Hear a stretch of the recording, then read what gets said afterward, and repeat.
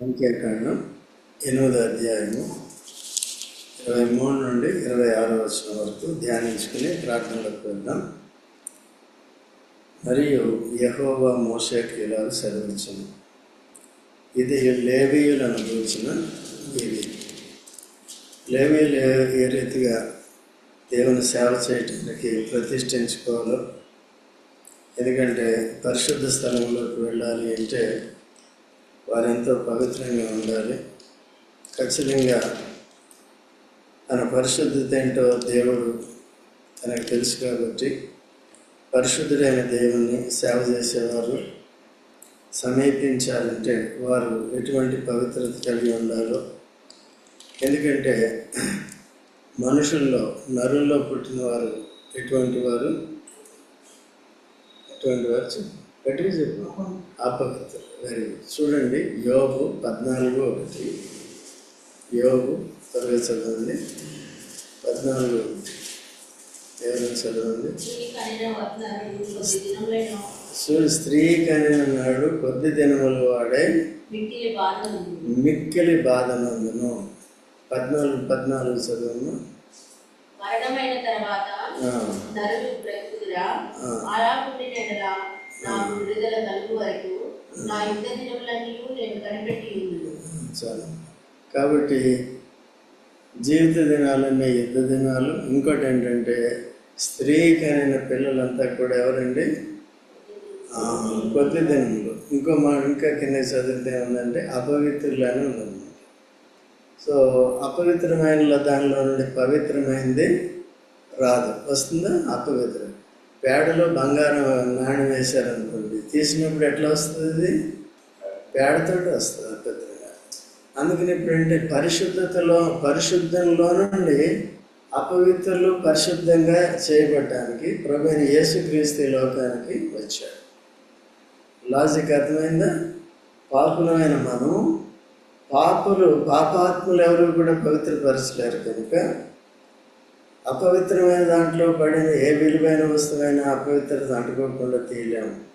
అందుకనే అపవిత్రులైన వారు పవిత్రలో నుండి వచ్చినప్పుడే పవిత్రత అనేది వస్తుంది.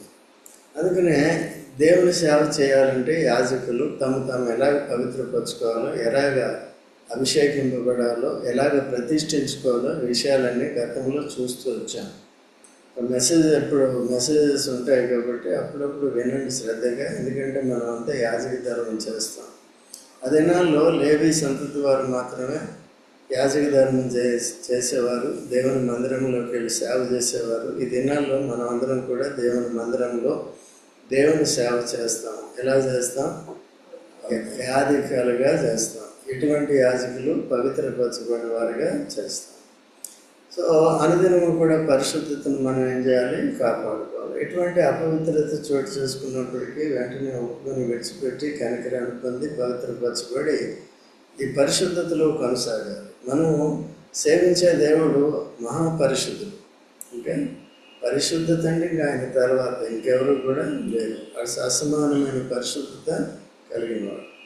సో దానికి తగిన పరిశుద్ధత మనలో రావాలంటే రాదు. క్షమాపణ పొందాలి, పరిహారం పొందాలి.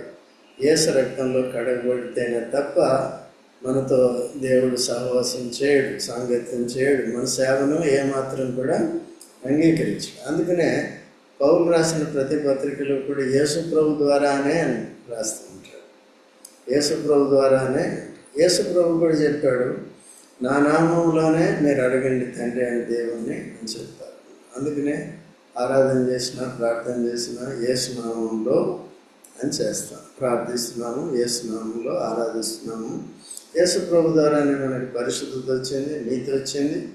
తర్వాత దేవుని సేవ చేసే ఆధిక్యత, యాజక ధర్మం అనేది వచ్చింది. అందుకనే జాగ్రత్తగా ఉండాలి. అయితే ఇక్కడ కొన్ని నియమాలు మళ్ళీ వారికి లేవీయులకి, సేవ చేసే లేవీయులకి ఇచ్చాడు. ఇక్కడ ఏమైనా సెలవు ఇచ్చాడంటే, ఇది లేవీయులను కూర్చిన విధి అంటే పని, విధి అంటే డ్యూటీ. అది తప్పకుండా ఏం చేయాలి? దాన్ని చేయాలి, పాటించాలి. ఏంటంటే ఆ విధి 25 ఏండ్లు మొదలుకొని ప్రతి వాడును గుడారం లోపల, పరిశుద్ధ స్థలంలో గుడారం లోపల సేవ చేయాలంటే ఎన్ని ఏళ్ళు ఉండాలి? 25 ఏళ్ళు ఉండాలి. కొద్దిగా ఫిజికల్గా కూడా మెచ్యూరిటీ అనేది రావాలి కదా. అందుకని దేవుని సేవ చేయాలంటే ఇప్పుడు చూడండి, మోషేకి 40 సంవత్సరాలు వయసు వరకు ఐగుప్తులో ఉన్నాడు. తర్వాత 40 సంవత్సరాల తర్వాత ఐగుప్తు నుంచి విడుదల పొంది మిద్యాన్లో 40 సంవత్సరాలు ఉన్నాడు, ట్రైనింగ్ పొందాడు. రాకుమారుడు దాసుడయ్యాడు. యేసుప్రభుకు ముంగుర్తుగా ఉన్నాడు ఆయన. యేసుప్రభు కూడా దేవాతి దేవుడైంది, రాజాది రాజు అయింది. ఈ లోకానికి వచ్చినప్పుడు ఏమయ్యాడు? దాసుడయ్యాడు, దరిద్రుడయ్యాడు.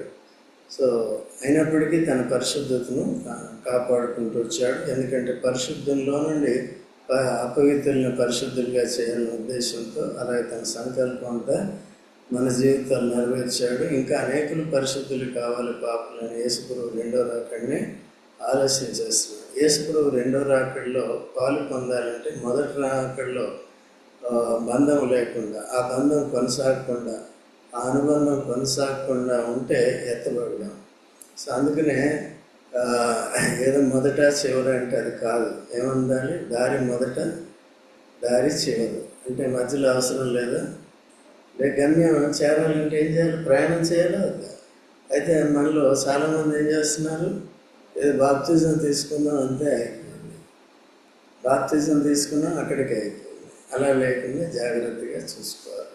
బాప్తిజం తీసుకున్న ప్రతి వారు కూడా యాజకులు అయ్యారు కాబట్టి వారందరూ కూడా యాజక ధర్మం చేయాలి. పరిశుద్ధ స్థలంలోనికి వచ్చి దేవుని మందిరానికి వచ్చి ఆరాధన చేయాలి, దేవుని మందిరానికి వచ్చి ప్రార్థన చేయాలి, ఇంకేదన్నా పని ఉంటే చెయ్యాలి.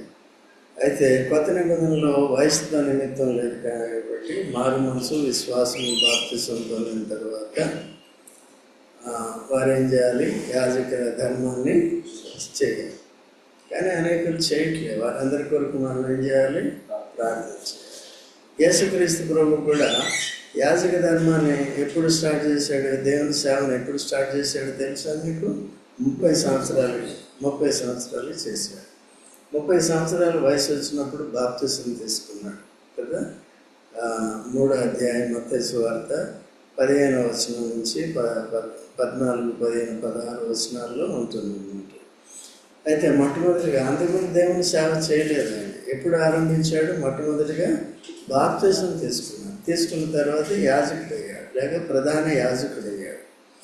అయిన తర్వాత అప్పుడు ప్రజల్ని వెళ్ళి చూసినప్పుడు ఏం చేస్తున్నారు? చీకట్లో అంధకారంలో ఉన్నారని అప్పుడు చెప్పి వారికి వెలుగు ఇవ్వటానికి వచ్చానని, అరుణోదయ దర్శనం ఇవ్వటానికి వచ్చానని చెప్పాడు. అరుణోదయ దర్శనం అంటే అది ప్రకృతి సంబంధమైన సూర్యుడు వెలుగు ఎలా ఇస్తున్నాడో అలాగే మనకి నీతి సూర్యుడిగా వచ్చి పాపపు చీకట్లో ఉన్న వారికి వెలుగు ఇవ్వటానికి. నీతి సత్యం. బాబు ఎక్కడ చూస్తున్నావు? వినోయా బాబు, వచ్చావు వినో. కాబట్టి నీతి, సత్యము, మంచితనం తీసుకురావటానికి యేసుక్రీస్తు ప్రభు అట్లా ఆరంభించాడు. 33.5 సంవత్సరాలు ఆ విధంగా చేసి చివరికి మన అందరి పాప పరిహారం కొరకు సెలవులో తాను అర్పించుకొని రక్తం కార్చి చనిపోయి తిరిగి లేచాడు. యేసుప్రభు యొక్క సెలవు రక్తము, ఆయన చనిపోవుట, సమాధి చేయబుట, తిరిగి లేచుట అనేది చాలా ప్రాముఖ్యమైనది. మన విశ్వాసానికి చాలా ఆధారం, మూలమైంది అన్నమాట. కాబట్టి ఎందుకంటే మన అతిక్రమల కొరకు సిలువేయబడ్డాడు. యేసు రక్తం ద్వారానే మనకు పాపశుద్ధి. మన పాపాలను మనం ఒప్పుకున్నప్పుడు యేసు రక్తంలో కడిగి మనల్ని పరిశుద్ధపరుస్తాడు, నీతిమంతులుగా తీరుస్తాడు. యేసు ప్రభు మరణ పునరుద్ధానాలు ఎలా పనికొస్తాయంటే క్రీస్తుతో కూడా మన ప్రాచీన స్వభావాన్ని సమాధి చేసి నేను చనిపోయి సమాధి చేయబడ్డాను, ప్రాచీన జీవితానికి తిరిగి లేచాను. యేసుప్రభులే యేసుప్రభు కొరకు, దేవుని కొరకు తిరిగి లేవటాను. 2 కొరింథీ 5:15 పౌలు అదే మాట అంటాడు. నా కొరకు చనిపోయి తిరిగి లేచిన వారి వరకే జీవించిన నిమిత్తం అందరి కొరకు ఆయన ఏం చేశాడంటే తిరిగి లేచాడు. 5:15, 2 కొరింథీ 5:15 చదువుతారుగా. జీవించు వారిక మీదట తమ కొరకు కాక తమ నిమిత్తము మృతి పొంది తిరిగి లేచిన వాని కొరకే జీవించుటకు ఆయన అందరి కొరకు మృతి పొందిననియు నిశ్చయించుకొనుచున్నాము. కాబట్టి అలా, ఎందుకంటే జీవించు వారికి మీదట తమ కొరకు, కాబట్టి మన కొరకు చనిపోయి మన కొరకు తిరిగి లేచాడంటే మన ప్రాచీన జీవితాన్ని చనిపోయి ఇప్పుడు మన కొరకు కాకుండా, మన స్వార్థ జీవితాన్ని చనిపోయి మన కొరకు కాకుండా తన కొరకు ఏం చేయాలి? జీవించాలి. అనేకుల రక్షణ కొరకు, సువార్త చెప్పే విషయంలో, ప్రార్థన చేసే విషయంలో, ఇతరుల కొరకు ప్రార్థన చేసే విషయంలో, సంఘంలో ఉన్న వారి ఇతర విశ్వాసుల యొక్క భారాలు, వారి చింతలు, వీటన్నిటిని భరించే విషయంలో ఏం చేయాలి మనం? ఆ సంఘంలో అపోస్తలులైన పేతురు చెరసాలలో ఉన్నప్పుడు ఏం చేసిందండి సంఘం? పెద్ద సంఘం కాదు అది, చిన్న సంఘం. ఏం చేసింది? ఎప్పుడు స్టార్ట్ చేసింది? ఎప్పుడైతే చెరసాలలోకి వెళ్ళాడో అప్పుడు స్టార్ట్ చేశారు. విడుదల పొందే వరకు కూడా ప్రార్థన చేశారు. అందుకని ఆ సంఘానికి కలిగిన ఆధిక్యత ఏంటంటే, విడుదల పొందిన పేతురు అక్కడికి వెళ్ళాడు.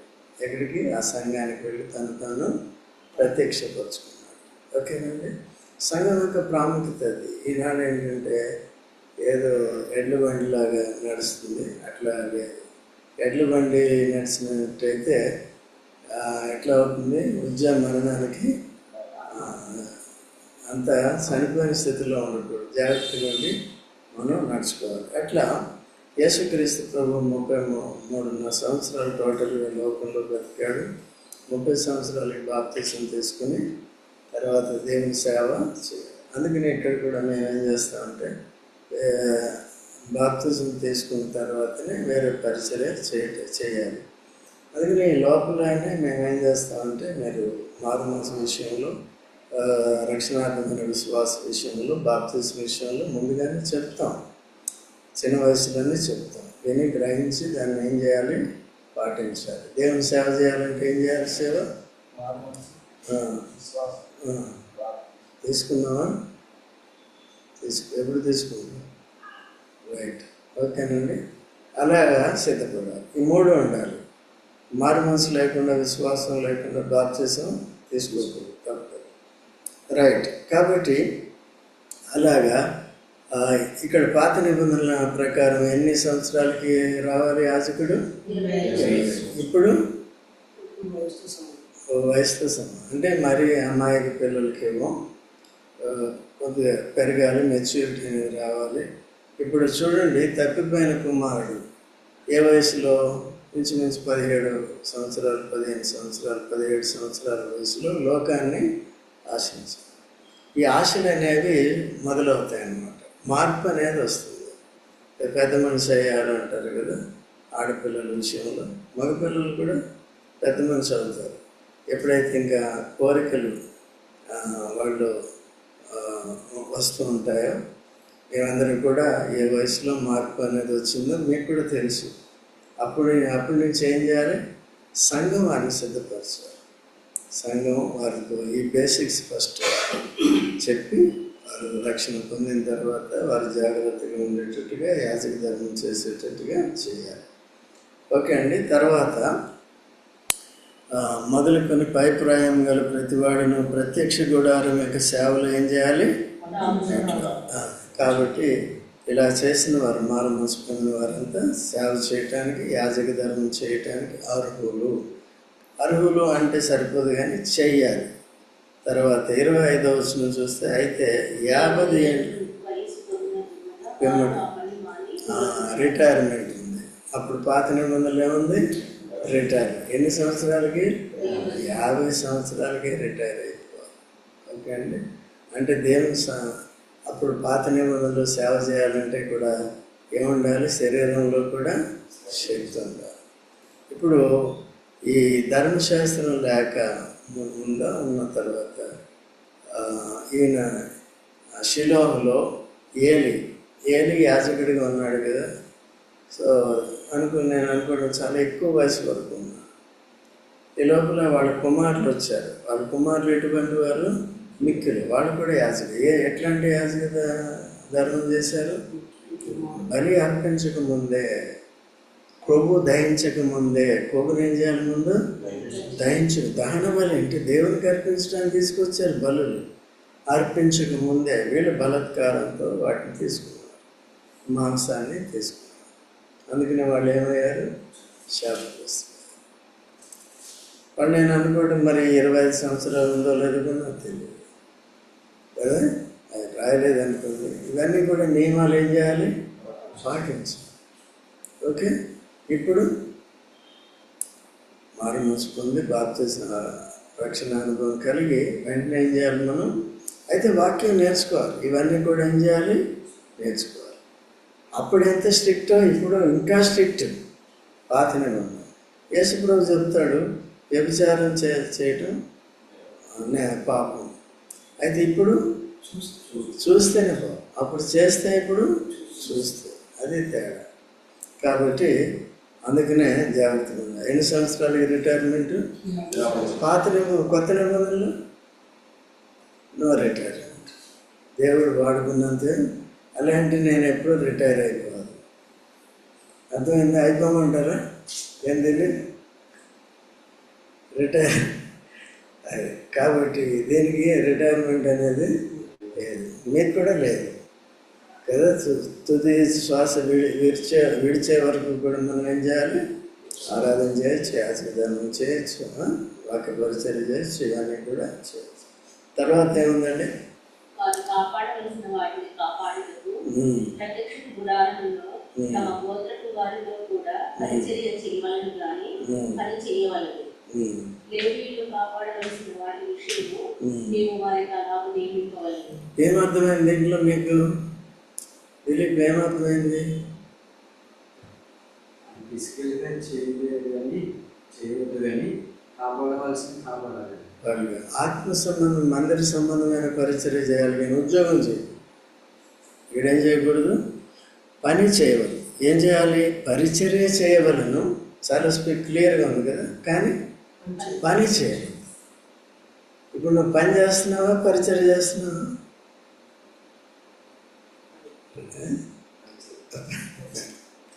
పని కదా, పని. అటు ఇటు అన్నాడు, ఇంకా అటు ఇటు అన్నాడు. అయితే పని కూడా దేవుని మందిర సంబంధమైంది. పని అది పని అంటారు. దేవుని మందిర సంబంధం పరిచర్య అంటారు. Anything is a minister. అందుకనే భక్సింగ్ గారు తన డిజిగ్నేషన్ ఏం పెట్టారు తెలుసా? సొసైటీ రిజిస్ట్రేషన్లో minister of gospel, minister of the gospel of Jesus Christ. Okay, అందుకని మినిస్ట్రీ అంటారు. మినిస్ట్రీ ఈ మినిస్టర్స్ ఇదంతా ఈ ప్రభుత్వాల్లో వచ్చింది, ఇక్కడి నుంచి వచ్చుంటాయి. ఓకేనా? సో అలా కనుక ఏం చేయాలి మనం? పని చేయాలా, పరిచయం చేయాలి? రెండు చేయాలి. అయితే కానీ కంప్లీట్గా చేయాలంటే పరిచయం చేయాలి. ఎలా చేయాలి? అశ్రద్ధగా చేయాలి. యెహోవా కార్యములు అవన్నీ చేసుకో. అర్థమవుతుందండి? చేస్తే ఉద్యోగం చేసుకో, మిగిలిన టైం దేవుని ఏ టైంలో మీటింగ్స్ ఉంటే ఆ టైం అంతా ఏం చేయాలి? దిలీప్ ఉన్నాడు, ఉద్యోగం చేసే రోజంతా టెన్షన్ ఫుల్ వర్క్ చేసి మళ్ళీ వస్తుంది. ఇక్కడికి వచ్చిన తర్వాత విశ్రాంతి దొరుకుతుంది. ఇక్కడ వస్తేనే దేవుని వాక్యం అర్థమవుతుంది. అర్థమైంది? సో అలా చేసుకుని ప్రార్థన చేసిందని దేవుడు ప్రతిఫలం ఇస్తాడు. అట్లా ఈ మనసు దినదినము కూడా మార్పు చెందాలి. ఓకే, నూతనపరచబడాలి. వింటాం కానీ కొన్నిసార్లు వదిలేస్తాం. అది కాఠిన్యత, మొండితనం. ఇశ్రాయేల్ అదే పని చేశారు. ఈ ప్రజలు మెడవంచిన వారు. ఆ ప్రజలు ఇటువంటి వారు మెడవంచిన వారు, స్టిఫ్ నెక్డ్ ఇంగ్లీష్లో, ఇటు అటు తిరగడం అనమాట. ఆ మొండితనం అనేది చాలా. ఇప్పుడు ఎందుకంటే ఈ బోధ, ఈ ట్రైనింగ్, ఈ విషయాలు తెలియని వాళ్ళందరూ కూడా నేను సేవ చేసేస్తే సేవ చేసేది నేను సాగు చేయడానికే ఉంటుంది. ఇంట్లో సమాధానం ఉండదు, బయట సమాధానం ఉండదు, ఏం అర్థం కాదు. గైడెన్స్లో లేకపోతే వాళ్ళు ఇంటర్నేషనల్ స్పీకర్స్ వస్తారు, వాళ్ళ జేబులో 200 పెడితే వాళ్ళు ఇష్టం వచ్చినట్టు అనుకోలేనా? కరెక్టే అంటే కదా. నాతాన్ ఏమన్నాడు దావీదు ఇంటికి వెళ్ళి? కట్టే అన్నాడు. దేవుడు ఏమన్నాడు? ఈయన చెప్పే దేవుడు చెప్పాలా? ప్రవక్త అంటే దేవుడు చెప్పాలి కదా. మరి దావీదు రాజా నీ హృదయంలో ఉన్నదంతా చేసేయి అని ఈయనెవరని చెప్పడానికి? ఎవరు? నాతాను ప్రవక్త. ప్రవక్త అంటే ఎవరు? దేవుడు చెప్పింది చెప్పాలి. అది కొంచెం దూరం వచ్చిన తర్వాత పోయి చెప్పు ఆయన కట్టకూడదు, ఆయన గర్భంలో పుట్టే కుమారుడు కడతాడని చెప్పింది. అవమానం కదా అప్పుడు. అందుకనే మన ఇష్టానుసారంగా చెప్పేసామనుకో, అది అవమానం కదా. అలా అనేక మందికి సలహాలు ఇచ్చేస్తాం, లేకపోతే మనమే వచ్చిన ఆలోచన బట్టి ఏదో ఒక పాట మాట వచ్చేటప్పుడు చేసేస్తాం. అట్లా చేయకూడదు, ఓకేనండి. అది చాలా నష్టం తీసుకొస్తుంది. సో ఆల్మోస్ట్ చర్చెస్లో లైఫ్ తక్కువ ఉంది ఇప్పుడు, ఓకేనా. ఏదో చేసినంత మాత్రం వాక్యం సరిగ్గా అర్థం చేసుకోవాలి, మన స్థితి సరిగ్గా ఉండాలి. అట్లా చేసిన తర్వాతే దేవుడు దాన్ని ఏం చేస్తాడు. ఈవెన్ యేసు ప్రభు లాంటి వాళ్ళు ఏం చేశారండి? 30 సంవత్సరాల వరకు ఏం చేశాడు కదా. అట్లా వాడు యేసు ప్రభు కూడా ఏం చేశాడు? పాత నిబంధన ప్రకారం చేశాడు. నేను ధర్మశాస్త్రాన్ని నెరవేర్చడానికి వచ్చాడు. ధర్మశాస్త్రాన్ని నెరవేర్చి ధర్మశాస్త్ర సంబంధమైన నీతిని విధి నుండి మనల్ని విడిపించి క్రీస్తు యేసునందు విశ్వాసం ద్వారా పాత నిబంధన క్రమంలో ఆత్మీయంగా సేవ చేయడానికి మనల్ని పిలుచు. సో ఈ పద్ధతిని మనం సరిగా అర్థం చేసుకుని చేయాలి. సో ప్రార్థనలోకి వెళ్దాం. ప్రార్థనలో